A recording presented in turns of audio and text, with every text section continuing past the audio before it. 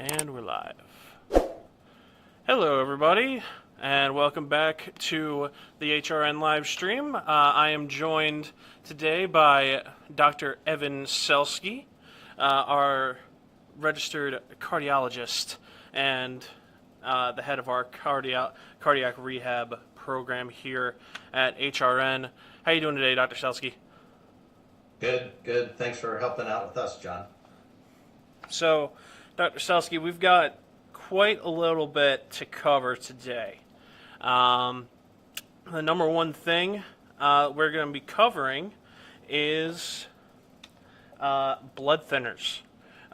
We will be talking about blood thinners for atrial fibrillation, and we're going to be answering the questions of who, which ones, and why.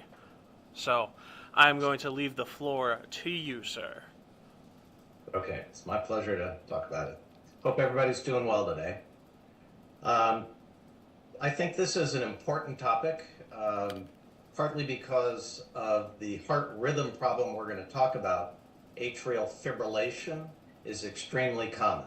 In any cardiologist office, we see it all day, every day. We see it at the hospital. So especially when it's a new diagnosis for the patient, the cardiologist has to have a discussion with the patient about the need for blood thinners, which ones, why you need to take them, for how long, which drug is right for you. And it's a complicated subject. So it's always a little tough in an office setting when you're, gotta move. So today we're gonna relax and really try to go over the details so you guys understand it. So atrial fibrillation. There are different abbreviations for it. Some doctors call it AFib. Some call it atrial fib, or the full name, atrial fibrillation. So with atrial fibrillation, and again, not every patient knows that they're having atrial fibrillation. Some patients are symptomatic and they're feeling palpitations, or they're short of breath, or lightheaded, or tired. Some patients are in atrial fibrillation even for long periods of time, and they have no awareness of it. There are even lots of commercials, usually drug commercials, for some of the blood thinner drugs we're going to talk about on television. So it is a big topic. I think the first important point to understand is that by going into atrial fibrillation or having a history of atrial fibrillation, it places the patient at risk of developing a blood clot inside the heart. So this is different than blood clot in the coronary arteries, the little blood vessels that causes heart attacks. This has nothing to do with the coronaries or heart attack. This is from the heart rhythm abnormality. So in a normal heart, the upper part of the heart beats or squeezes, then the lower, upper, then the lower, upper, then the lower. They're in synchrony together in a normal rhythm, which is regular, bump, bump, bump, bump. With atrial fibrillation, the upper chamber, the atrium, instead of beating once each heartbeat, fibrillates. So it's almost like a quivering sensation of the atrium. And believe it or not, in the upper part in the atrium itself quivers at 400 or 500 quivers or fibrillations per minute. That doesn't mean the person's pulse rate is 400 or 500. Oh goodness, no. But the atrium is quivering. So the ventricle doing the pumping, instead of nice and regular, is erratic. And doctors or cardiologists frequently refer to that as irregularly irregular. So I always say it's like popcorn in a microwave, even though you're not supposed to eat microwave popcorn. Microwave popcorn, if you listen to it, it's bum bum bum bum bum bum bum bum bum bum bum. So patients with fibrillation, at least while they're in fibrillation, the heart's going erratic. And since the upper chamber is just quivering, instead of squeezing out the blood with each beat, the blood stagnates in the little corners of the atrium, and it forms a blood clot inside the atrium. And usually the blood clot, if it is there, is tiny. I mean, we're talking a little tiny thing, and it's not like the person would feel a blood clot. Nobody ever comes to the emergency room saying, I feel like I'm getting a blood clot in my atrium, it's a tiny little thing, but it can break off. And when it leaves the heart, it can go anywhere in the circulation, but the most dreaded place and most common place is going up to the brain, causing a stroke. So atrial fib patients are clearly at significantly higher risk for a blood clot going up to the brain, causing what we call an embolic stroke. So stroke is a brain attack. A person comes in, can't talk, they're paralyzed in one arm or one leg. That's a whole separate lecture. But the important part is atrial fib can lead to stroke. Now, again, the blood clot can go elsewhere. It could go down to the legs. It could go down to the intestinal arteries. Those are less common, but it's usually, when we're talking about putting on a blood thinner in an atrial fib patient, it's to reduce the stroke risk. So, Dr. Now, Selsky, I have a quick yes, question sir. for you. So, Sure. how could somebody know what does that feel like to the person in their chest? Does it feel something similar to heart flutters or to like what was it, heart palpitations, or is it something completely different? Um, Again, John, I'm going to assume, and correct me if I'm wrong, you're asking what does it feel like if they're in fibrillation? Because again, the blood clot, there's no feeling until it breaks Right. off. Correct. I But was the talking about that. fibrillation part, yeah, the atrial fib, I'd say roughly about half the time, the person will have some symptoms. And the number one most common symptom would be a feeling of, we call it palpitations. Fluttering is another word for it, but we call it palpitations. So feeling like, oh, something's moving or jiggling or jumping inside. And not every patient with palpitations is having atrial fib. Some people struggle with anxiety, for example, or panic attacks, and during it they feel their heart pounding. Well, that doesn't mean they're necessarily having atrial fib, but atrial fib is one of the more common heart rhythm problems. Other symptoms, as I briefly touched on earlier, could be fatigue, lack of energy, unable to walk as far as you used to, more shortness of breath, occasionally some tightness in the chest, but most commonly palpitations and less ability to do physical activities.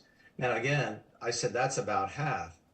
Therefore, the other half have no symptoms. I've seen plenty of people who are playing pickleball, out riding their bike, going on vacation with their grandkids, whatever they like doing, hiking, and they're in atrial fib, and they really didn't know it at all. So if the person has symptoms, those are the ones I described, but a lot of people don't have any symptoms. But let me keep going a little if I could. Yeah. It was a good question there, John. So let's say we've identified atrial fib. Your doctor has identified it. Either your primary care, or you have a cardiologist already, or you're sent to a cardiologist and they have identified it, or you're in the emergency room at the hospital. So how do you identify it? Well, you have to see it on a EKG or a heart rhythm monitor in the emergency room, or a heart monitor that your cardiologist would place on your skin to record the rhythm. You have to see it to know. You can't just go in and say, well, I think I'm having palpitations, and the doctor says, well, you're having atrial fib. You have to have proof that it's there. But once you have proof that it's there, then usually the cardiologist, because that's what we specialize in, the atrial fib is one of the bigger diagnoses that gets you to a cardiologist. Then there are several discussions about how to treat the atrial fib. So we're only going to get into the blood thinner part today, but certainly getting the heart rate controlled is important. Sometimes we try to get rid of the atrial fib. That's another topic. But the important discussion, that's usually the lengthy, more complicated discussion, is about the blood thinners. And it's never a 1 or 2 minute discussion. It's a long, involved thing we're going to make clear for you today. So the first important point I think worth making is not all atrial fib patients are created equal. We're all like snowflakes. We're all very different people from each other. We have a lot in common, but we're all different. So every AFib patient has a different level of stroke risk. So some patients with atrial fib are high risk, some are moderate, some are very low risk. And it's not something the patient would know. It's not like they come in saying, hey, I'm high risk today. So the cardiologist has to identify which group the patient is in. And there's been a lot of research, there's been a lot of scientific study on this.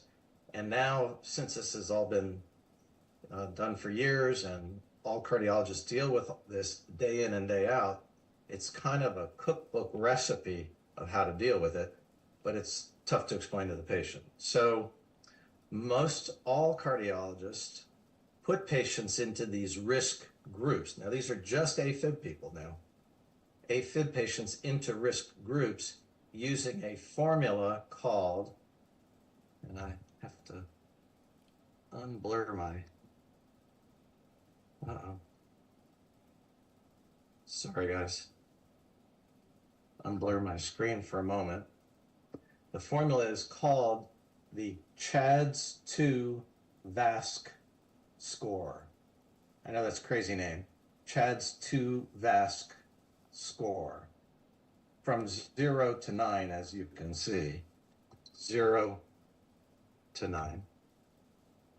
So the cardiologist, depending upon how complete they are with you in explaining things, may tell you about the CHADS-2 VASC and may actually tell you your number. So your score will be anywhere from 0 to 9, or depending on the cardiologist's style of explaining things, they may just say, Steve or Susan or John, your score, you're in a high-risk group. They may just label you as which group, but 0 to 9. So to go through the 9 real quickly, you don't have to remember these. This is just for illustration. So if the person is 65 years of age or more, they get 1 point on the 0 to 9. If they are 75 years of age, they get a second point. So that accounts for 2 out of the 9. So if you're under 65, you don't get either of those points. So 65 or greater, you get 1 point. 75 or greater, you get another point. The next one would be a history of high blood pressure, usually that you're being treated for hypertension or high blood pressure. The next is diabetes, that's the 4th one. The next one would be a history of congestive heart failure. Again, another topic for another day, but that's the 5th one. The patient having a history of a prior stroke or mini stroke, we call those TIAs, that gets you 2 points on the 0 to 9 scale. And then the last one is what we call vascular disease, a history of blockage of the coronary arteries, the carotid arteries, the legs, blockage and plaque. That gets you a point. So the cardiologist, as soon as they're seeing an AFib patient, is already thinking, let's see, they're 72, that gets them a point. They've had high blood pressure, that gets them a point. They're already adding up your score in their brain, and they come up with your total score. And obviously, I think it's obvious, the whole reason for using the 0 to 9 is the higher the score, the higher the risk of the clot forming and a stroke. So just to illustrate the numbers, if a person's total score is 1, the AFib patient's 50 years old and they have high blood pressure, that's it. They don't have any of those other things we talked about. They've had high blood pressure. Their score is 1. That patient's risk of a stroke per year is estimated to be 0.6%, less than 1%. It's tiny. That's really, really small. It's 0.6%. Just to illustrate, someone who has a risk score, this is the CHADS-2 VASC score, risk score of 5, their risk of stroke is 7.2% per year. Now, you may immediately start to think, well, 7%, that's not too bad. The other part of that math is 93% chance I won't have a stroke. That's correct thinking, but that's per year. So if the person's 65 years of age and they're thinking their stroke risk per year, if your risk is 7% per year, well, that means in the next 10 years, you have a 70% chance of a stroke, 7 times 10. So, oh my goodness, that's a huge risk over 10 years. Now, obviously, if the person's 98 years old, the 10-year thing may not matter, but that's how the CHADS 2 VASH score works, and that's how it helps the cardiologist determine the issue for blood thinners. So just like everything we do in life, there's a plus and there's a minus. So I always say this, driving to the office for your appointment with your cardiologist, the plus driving is you get there quicker than walking or riding your bike. The minus is you don't want to get in a car accident or have somebody who's texting or drunk run into you, right? So there's always a plus and a minus. So with treating atrial fib, yes, there is a method to my madness here. Treating atrial fib, the plus of using a blood thinner is you can reduce that stroke risk I just told you about to prevent the stroke. What's the minus part? The minus part is a blood thinner. Well, there's several minuses, but the biggest one is the blood thinners do increase your risk of bleeding. You can't go on a fairly strong blood thinner, and the drugs we're going to talk about are strong blood thinners. You can't go on a strong blood thinner without having some increased risk of bleeding. So the cardiologist needs to, and does, formulate in his or her brain how high is the risk of this patient, their CHADS 2 VASH score, and the higher it is, the more they really need the blood thinner. And they have to weigh that against what's the bleeding risk of this patient. So how do you determine the bleeding risk? It's not always clear, it's not always easy, but certainly people that fall a lot are high risk for bleeding. If you fall and hit your head once a month, you're frail, you've got balance issues, I don't know, you have Parkinson's, you have spine problems, and you're prone to falling a lot, hitting your head on a blood thinner is a bad thing. Bad thing. Another example could be what doctors call GI bleeding, gastrointestinal bleeding. If you've had 3 bleeding ulcers in the last 2 years, oh my, you're going to be real high risk for bleeding by going on a strong blood thinner. If you've had terrible nosebleeds and you're in the emergency room once a month with nosebleeds, well, I can tell you, going on a strong blood thinner, you're going to be in the emergency room more than once a month. You're going to bleed a lot if you're already prone to nosebleeds. So again, there's no exact formula. It's not always a clear cut, but there's always should be a discussion and thinking about benefits and risks. Now, one of the questions that always comes up from patients when we start talking about these stronger blood thinners are, can't I just take aspirin instead of one of the big blood thinners? And that has been researched and it has been studied. And unfortunately, for atrial fib problems to prevent stroke, you have to look at what you're treating. For atrial fib to prevent stroke, aspirin has not been shown to be effective for preventing stroke. It's just not strong enough. It just doesn't do the job. So yes, it's cheaper. Yes, it's easier. You don't need a prescription. You get it at your drugstore, but it's not going to do the job. It's not going to do the job. It has been looked at. What about a drug called Plavix, which we use a lot. People who've had stenting done of the stent, the coronary arteries on the heart. Aspirin and Plavix is stronger, and the research suggests it might help reduce the stroke risk a little, but incomplete benefit, not a full benefit. So it's really not the right answer. It's not the right answer. So how do you prevent a clot and a stroke if your CHADS 2 VASH score is high enough? Well, the cutoff for most cardiologists for that score, 0 to 9, is a score of 3 or more in females, or a score of 2 or more in male patients. Actually, I apologize, I forgot to mention gender. Gender in the 0 to 9 is a factor. So women or female patients are given a point just for being female. That's why there's a differential in the decision making. So for women or female patients, a score of 3 or more out of that 0 to 9, score 3 or more, almost always the cardiologist will be recommending one of these stronger blood thinners. unless the person's bleeding risk is so high that it's not a possibility, not a viable option. Whereas in men, a score of two or more out of the 0 to 9, warrants the starting of one of these strong blood thinners. I hope that makes sense. So out of the 0 to 9, 3 or more in women, 2 or more in men, the patient generally is put on one of these strong blood thinners. Now, if the score is a little lower, it depends on the case, depends on the patient's wishes, depends on your cardiologist, but there's standard agreement, a score of 3 and 2. So what are the drug options? Let's get into that because that's the main topic here today. In the old days, and that would be roughly 10 years ago or more, there was only one drug that was FDA approved and used for treating AFib patients to prevent the clot and the stroke. And that is still available and still used, and it's called Coumadin. Coumadin is the brand name for it. The generic name for it is called warfarin, W-A-R-F-A-R-I-N. A lot of patients used to chime in, isn't that rat poison?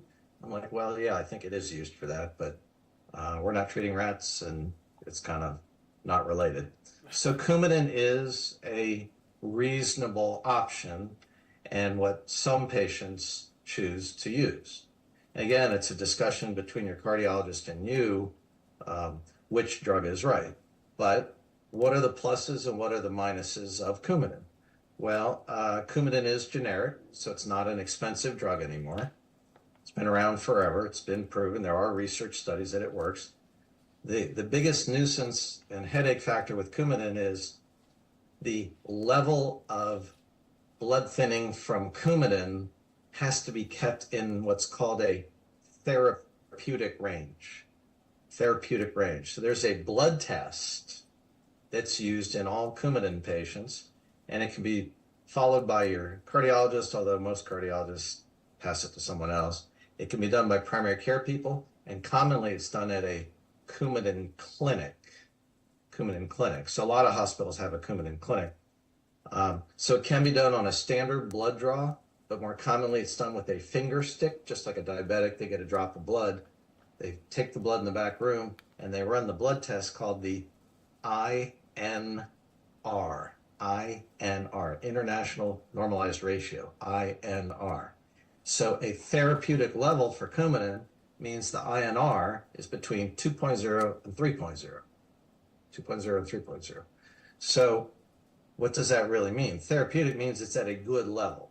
If your level is below that, below 2, that means not enough Coumadin in your system. They have to adjust the dose up to get it back into that range of 2.0 to 3.0. Because if it's low, you might be taking the pill every day. It's not going to prevent your clot and stroke. That's the whole goal here, is to not have a stroke. So you have to have that number at 2.0 or greater. If you're below, you're not protected. And then on the other end, 2.3, well, what if your level's too high? Well, you're protected, but if it's too high, it means you're on too much of the blood thinner. You're even higher risk of bleeding than you want to be.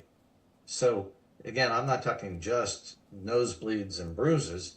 You can bleed internally from some of these blood thinners. So, if the INR level comes back 4 or 5 and it's supposed to be 2 to 3, well, they need to put your Coumadin on hold for a couple of days and let that level drift back down, because you don't want to have internal bleeding. It could be in your intestines, in your brain. It's a scary drug if it's not used properly.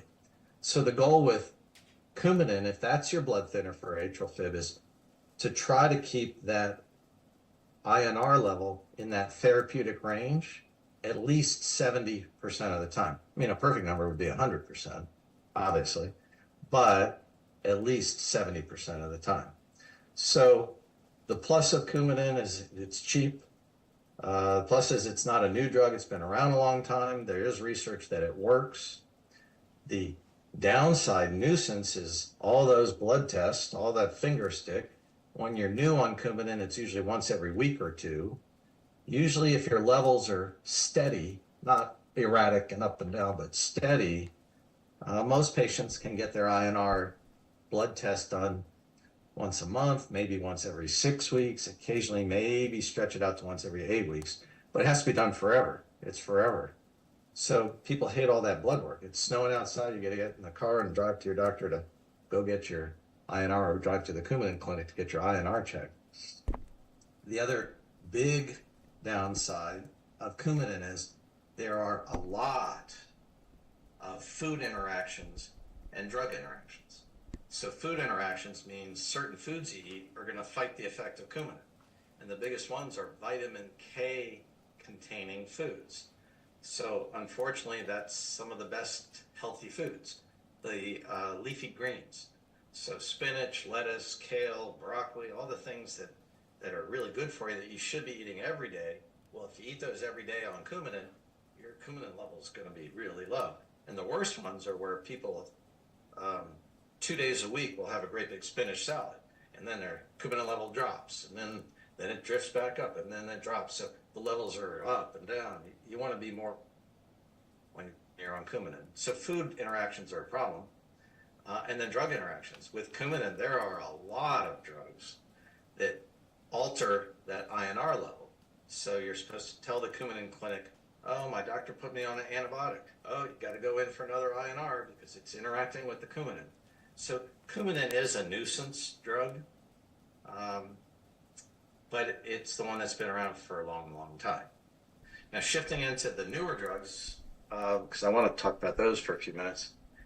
The newer drugs, there are 4 of them, but the newer one on the block is called Savaysa, S-A-V-A-Y-S-A, Savaysa, and it really hasn't taken off nationally very much because the other 3 were kind of in place and being used for years in lots and lots of patients. So a lot of cardiologists have never prescribed Savaysa or don't know anything about Savaysa. So the big three, try to unblur here again, guys. The big 3 are Eliquis, Xarelto, and Pradaxa. Eliquis, Xarelto, and Pradaxa. Those are the 3. So let's talk about those. Eliquis, Xarelto, and Pradaxa. So all 3, because I'm going to ignore Savaysa, all 3 are called direct oral anticoagulants. So believe it or not, cardiologists call them DOACs, D-O-A-C, direct oral. So direct, they work directly. O is oral, it's a pill form by mouth. AC is anticoagulant. So the direct oral anticoagulants. So these 3 are used, researched, FDA approved, not experimental, and they've been out for years now to do the same thing that Coumadin did, to thin the blood, so to speak, to reduce the chance of getting a clot in the heart and reduce your risk of stroke. So when they first came out, everybody was very nervous about these drugs, but now that they've been around for years, believe it or not, they have largely replaced Coumadin. So that doesn't mean no one's on Coumadin, but the numbers have gotten less and less and less. And a lot of cardiologists, a lot of big name expert cardiologists in the country really no longer recommend Coumadin. So most of us in the cardiology world really have endorsed and used these drugs. They're great drugs. So let me tell you what's great about them. And again, some of the pluses, and there's always minuses. So if one compares the effectiveness of these drugs compared to Coumadin, the old drug, the research has shown that these drugs are more effective. So the whole goal is to live a nice long life and not have a stroke from your AFib. Again, there are other goals, of course, but today's topic of discussion, it's to not have a clot and a stroke. So these 3 drugs work really well. I mean, nothing's 100%. Have I ever seen a patient have a stroke while taking one of these drugs? Yes, but it's a very uncommon thing. They work very well. They are certainly easier to take. There are no blood tests. And that's a big plus. So you don't have to go in and get a blood level or a finger stick once a week, once every few weeks. If you just don't have to. Now, it's interesting. I would have thought most patients would look at that and say, "Hey, that's great. I don't like all those blood tests. That's a great thing." I had a few people that were on Coumadin, and we talked about switching to one of these newer, better drugs, and the patients would say, "I feel very comfortable with Coumadin because I do the test and know my level." I'm like, "Well, you may feel comfortable with it, but the average patient on Coumadin, remember I said the diet and the levels up and down, the average patient, at least 30% of the time, isn't in a therapeutic range." So, Yeah, I mean, whereas I'm comfortable eating pizza all the time, but that doesn't mean it's good for me. that's right. Although you're not supposed to eat pizza all the time, huh? Just kidding. Now, if it's vegetable pizza, well, no, sorry, another story. But Or cauliflower pizza. well, that's a vegetable. Come on, it's not green, but it is a vegetable, Okay, fair, fair. not a fruit. So you don't need a blood level. There really isn't a blood level that's ever used for these three drugs. If you go into the emergency room with a nosebleed, they're not going to check your Eliquis level. There really isn't a level that's used. So I see that as a plus. You don't have to, keep on top of it. And it means that you take the same dose every day, every week, every month throughout the year. Whereas with the Coumadin, you have to have 3 different pill bottles and you're chasing the dose a little more this month, a little less this. When you're on Eliquis or Xarelto, for example, you're on the same dose. So it gives consistency rather than the erratic up and down and up and down. The dosing of all 3 of these drugs, Eliquis, Xarelto, and Pradaxa, again, you don't need to know the exact details of that, but 90 or greater % of patients will take the same dose of each of those drugs, meaning for Xarelto, it's usually 20 milligrams. For Eliquis, it's usually 5 milligrams twice a day. There's like a standard dosing for each of these 3, and your cardiologist knows this like the back of his or her hand. I mean, they know the dose.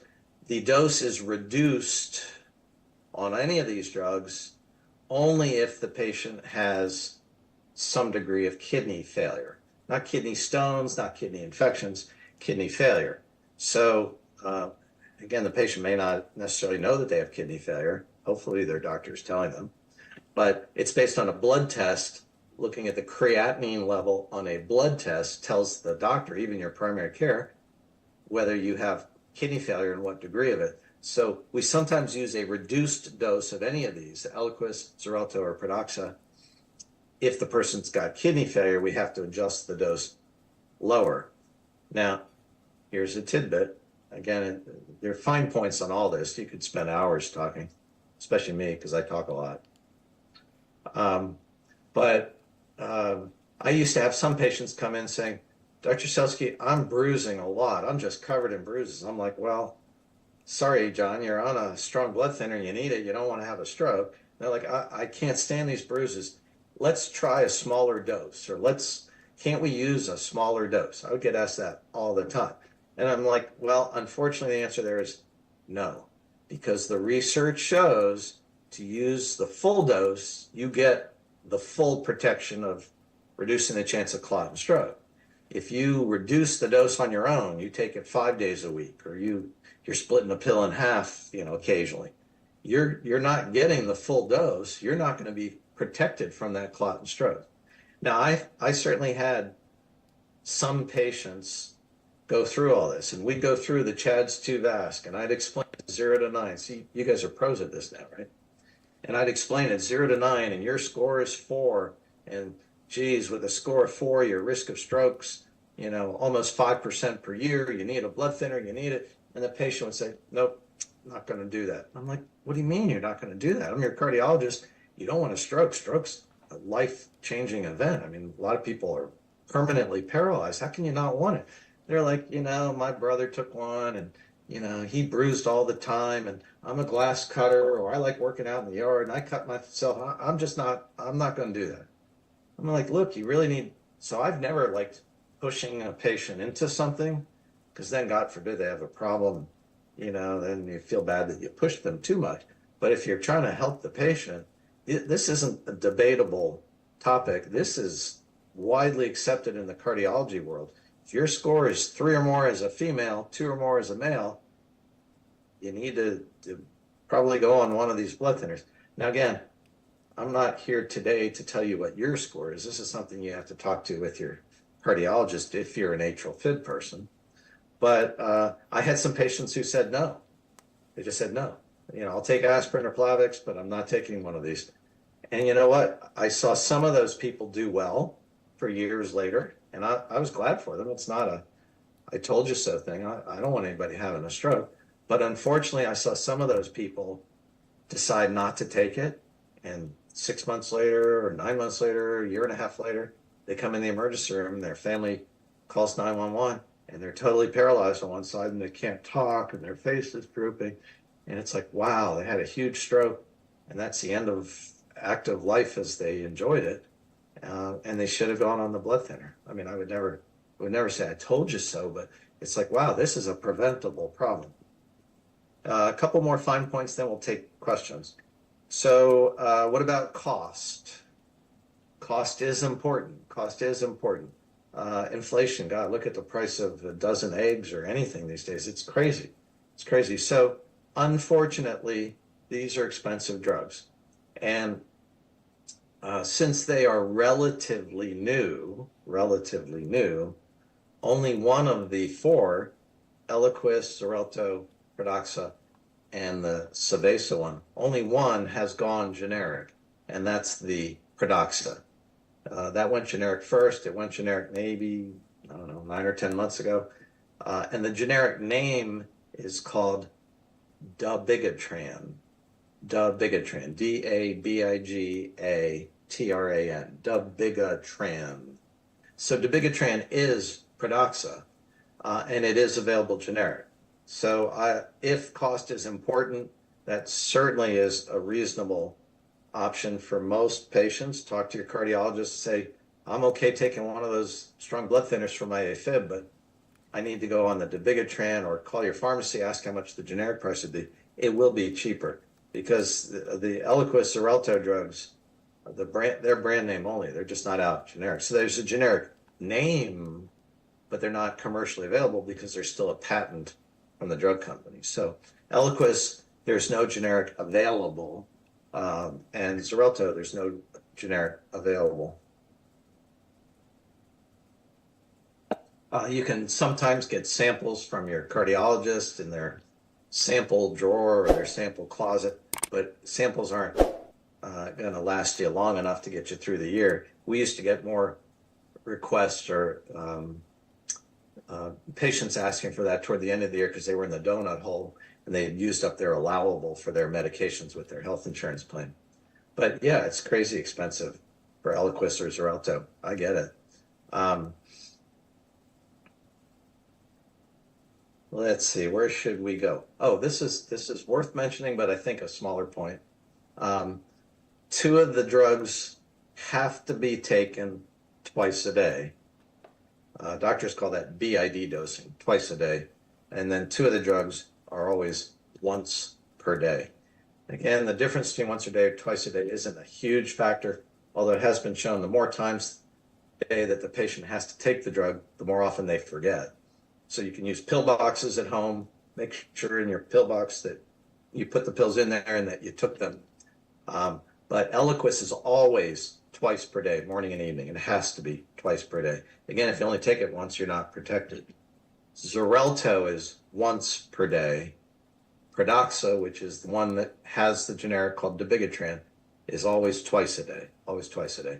And then that newest one, Savesa, is once a day. So if you're looking for a once a day drug, there is no generic. It's going to be Xarelto or Savesa. Whereas if you're more worried about the cost part, I love Eliquis. It's a great drug, but the Pradaxa has the generic. It's got to be twice per day. Last thing I'll touch on is starting and stopping these drugs. And I think this is another big advantage for the new drugs versus Coumadin. So in the old days, or patients who are still on Coumadin, let's say somebody's on Coumadin and they're in that nice therapeutic range. Remember I said INR 2 to 3. And they're going along, and now they need a hip replacement. I'll just pick some surgery. They need a hip replacement. Excuse me. Well, they're not going to do a hip replacement on Coumadin. It's too strong a blood thinner. There'll be too much bleeding. You have to come off of your Coumadin. So here's one of the disadvantages of Coumadin. Coumadin or warfarin takes several days, typically 4 days, 5 days, sometimes even longer, to wear off. So when you stop it, your Coumadin level is a little less, little less, little less. Then it gets down to the point where they can operate.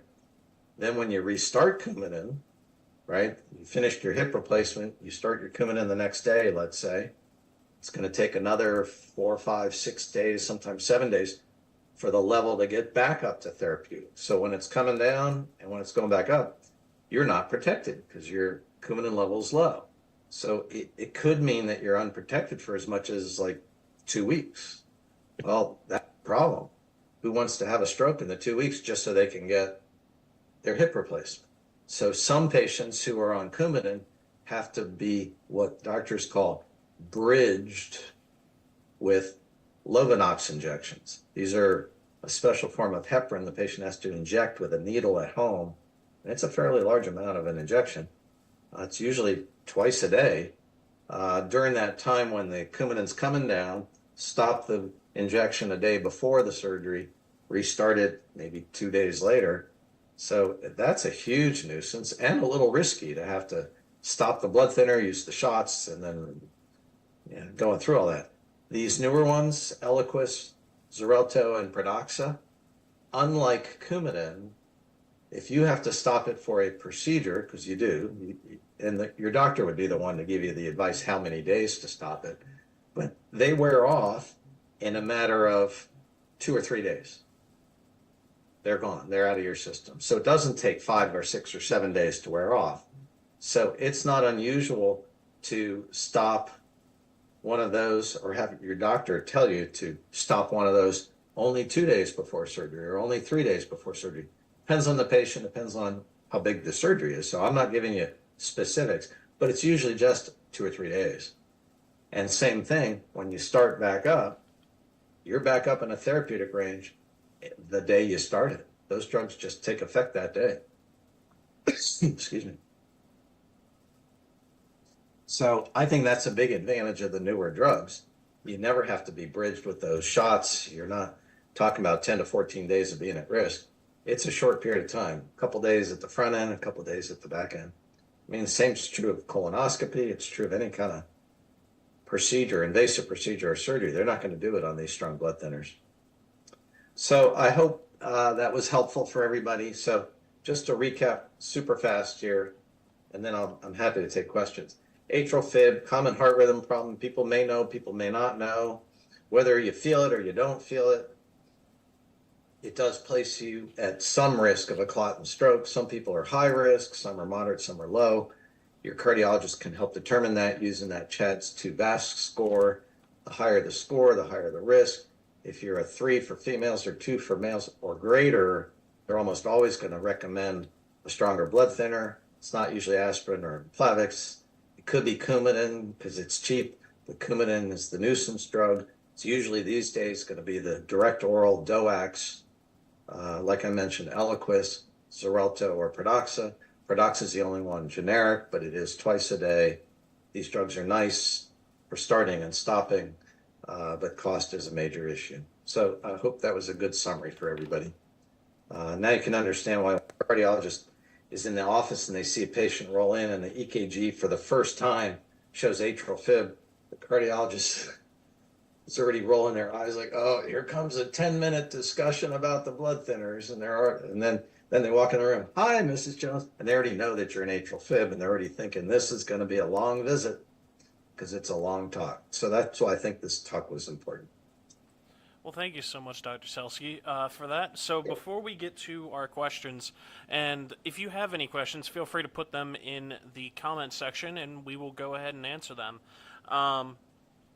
We want to hear from our sponsors really quick. Our sponsor for today is My New Lungs. My New Lungs is an online pulmonary rehabilitation streaming service that brings pulmonary care right to your fingertips. Inpatient pulmonary rehab programs can cost hundreds of dollars per session. My New Lungs offers an affordable price and gives you the option of completing your rehab from the comfort of home. Take the first step towards better respiratory health today. Visit our website, training.mynewlungs.com, or call us at 410-871-4601 to enroll in online pulmonary rehabilitation today. So, thank you so much, My New Lungs. So, Dr. Selsky. Hey, John, I got to throw this out. I've never told you this. I think you have a very pleasant voice on the audio part of these videos. You should have been a disc jockey. I do want to do I'm serious. a podcast I'm eventually. not kidding. I like your voice. Thank you. I mean, I like you, but you got a great voice. Thank you. I'm always in my head. I'm like, I sound like Lenny from Of Mice and Men in my head. So That's okay. No, I like your voice. Well, my wife tells me my voice sounds like a grumpy old man. Huh. No, I wonder why she said. I was I about to wonder why say, she said. Why does she say that? you sure she It's didn't so just mean. say you are, or? Oh, I might have misheard it. I don't hear so well either.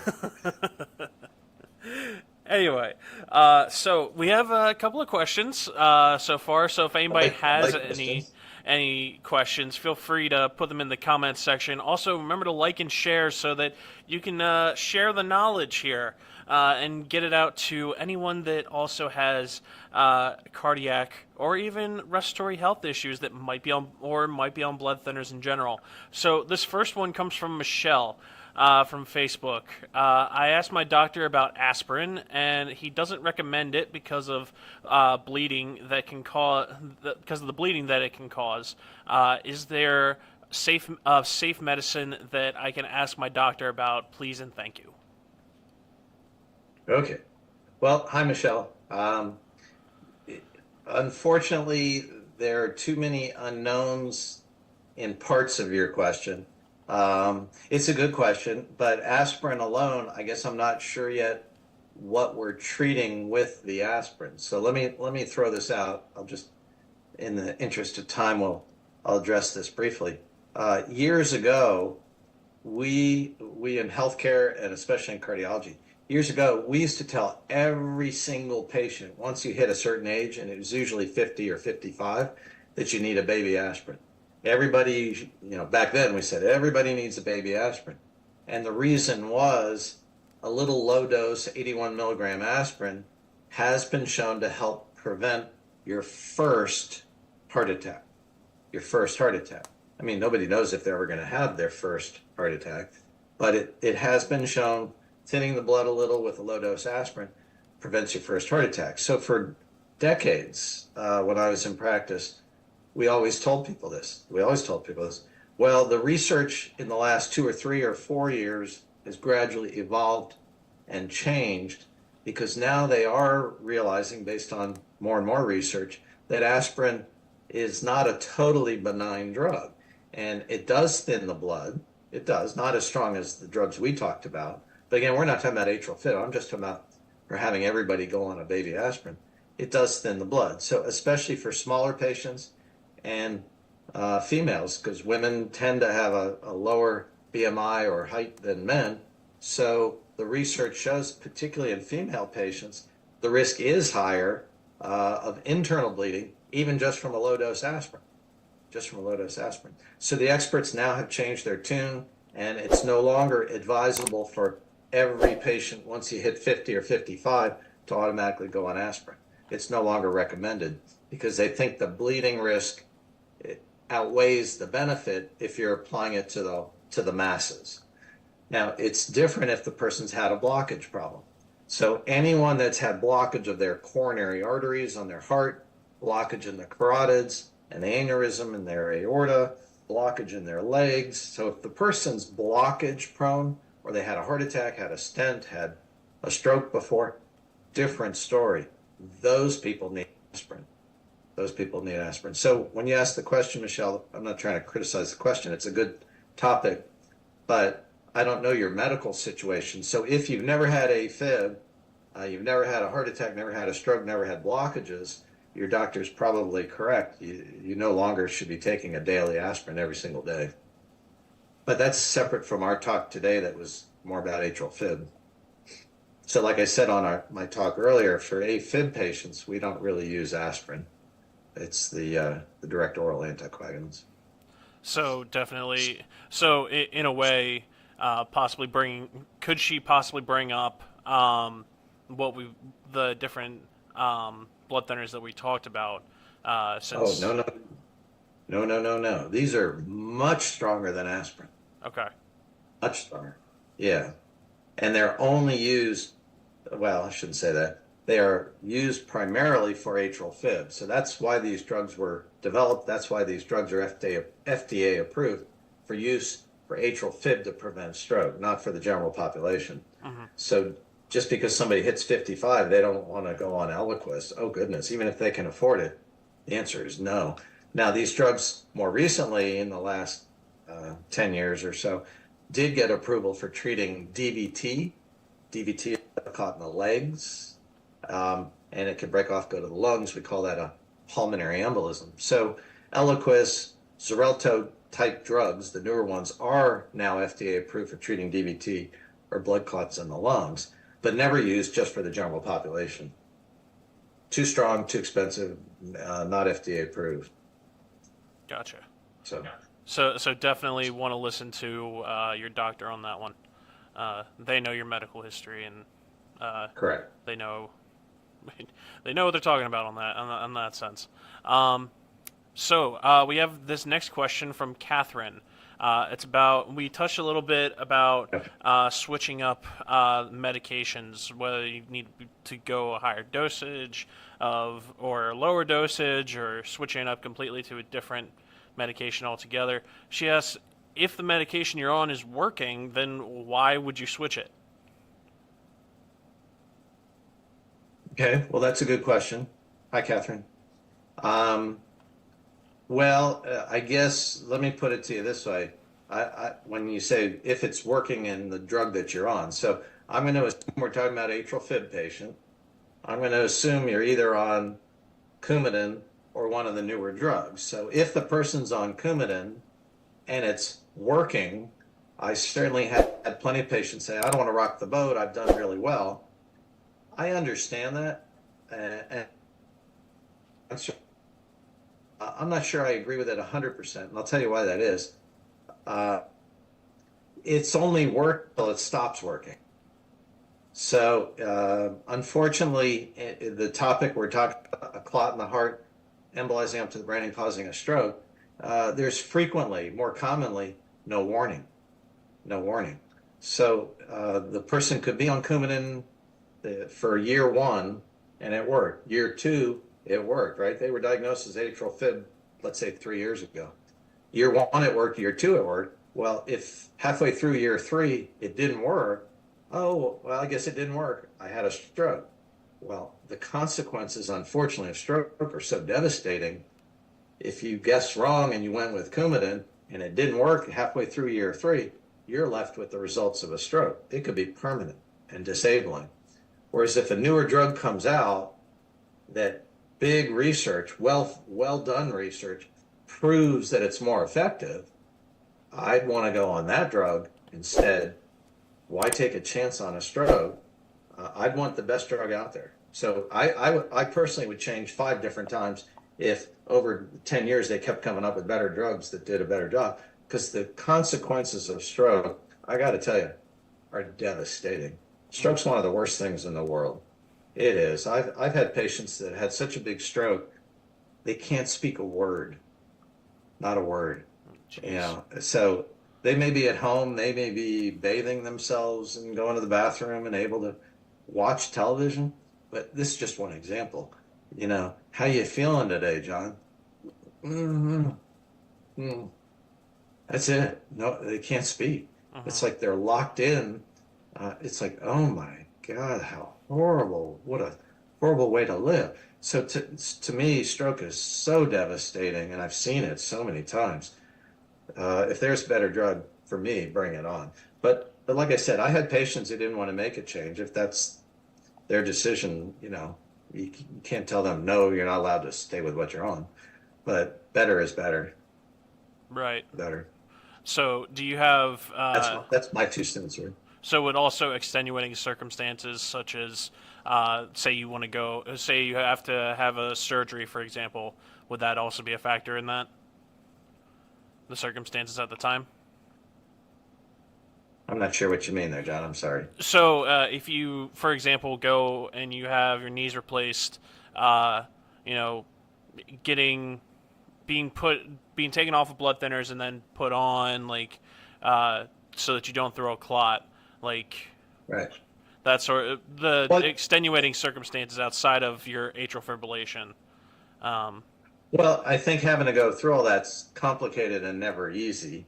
Not everyone has to be bridged with those shots I told you about. mhm. That's up to your doctor to decide. Certainly, if you had a previous stroke or your CHADS 2 VASC score is real, an 8 or 9, most of the time you'll need to be bridged with those shots. So it's doable. So if somebody really wants to stick with Coumadin and they need a joint replacement, it can be done, but you got to come off the Coumadin. You have to get the more frequent tests. You might need the injections. It's doable. There's some risk to starting, stopping, and doing all that, but it's doable. Mhm. So it's always a headache to have to do that.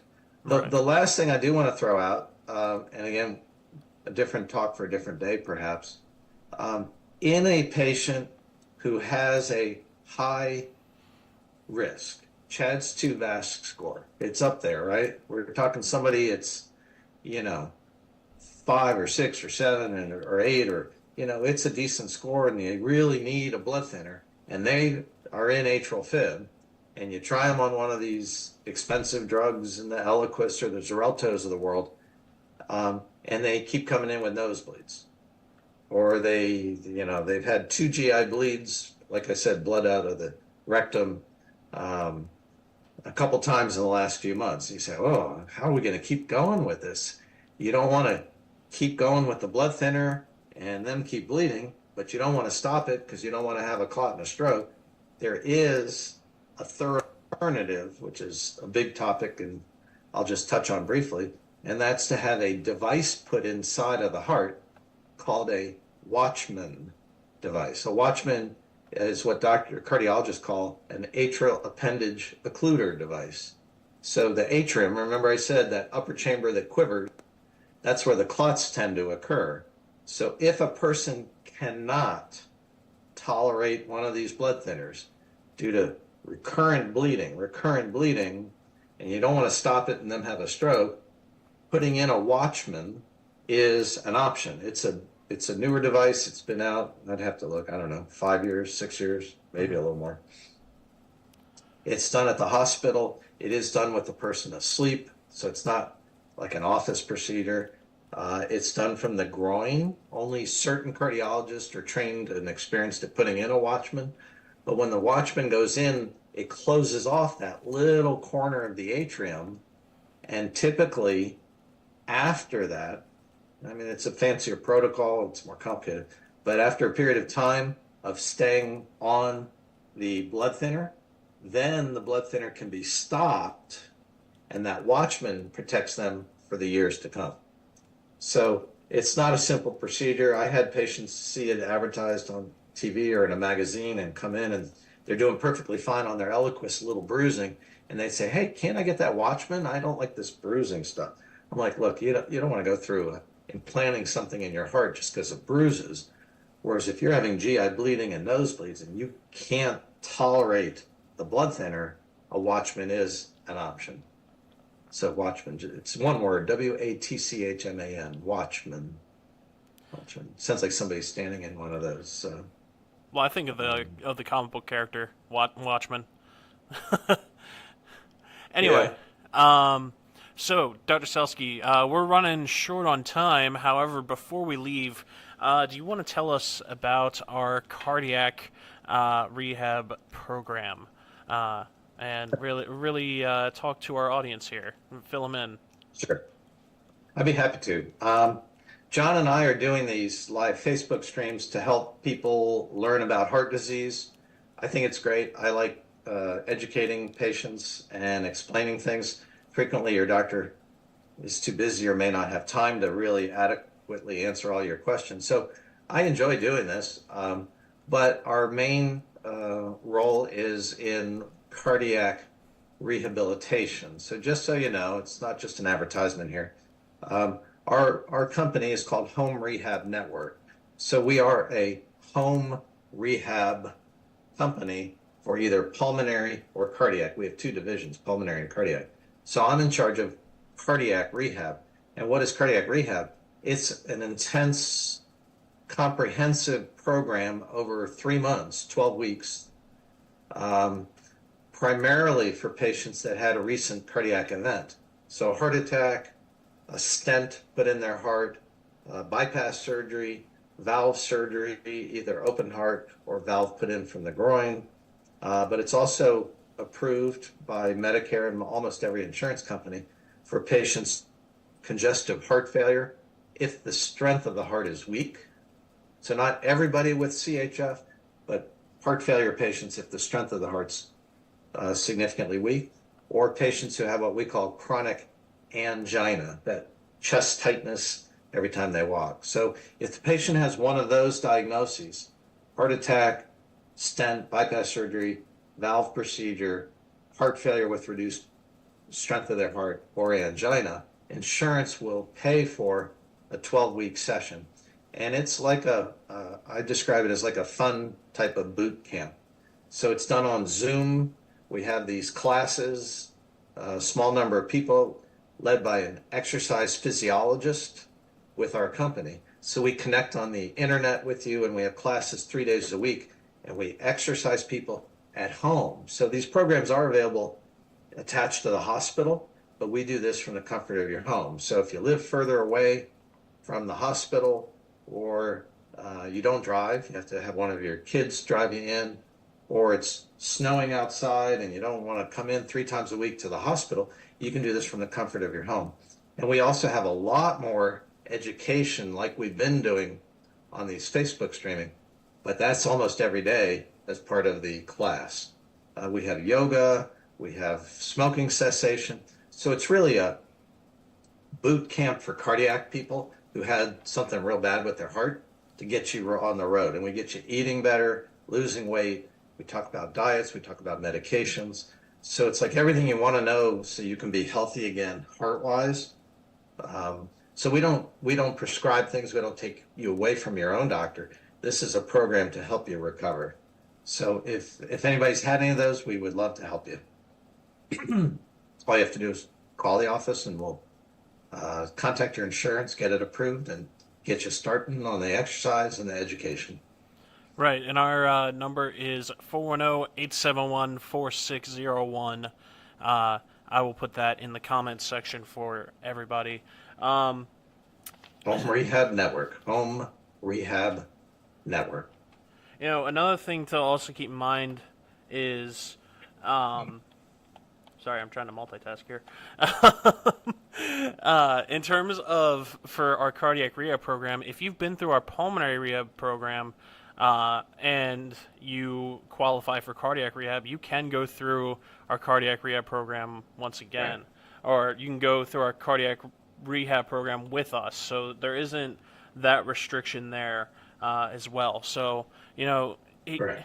And say that, folks, say that you aren't necessarily in need of cardiac rehab, but you know someone that is, you know, like, share, subscribe, and you know, get this out there so that way we can get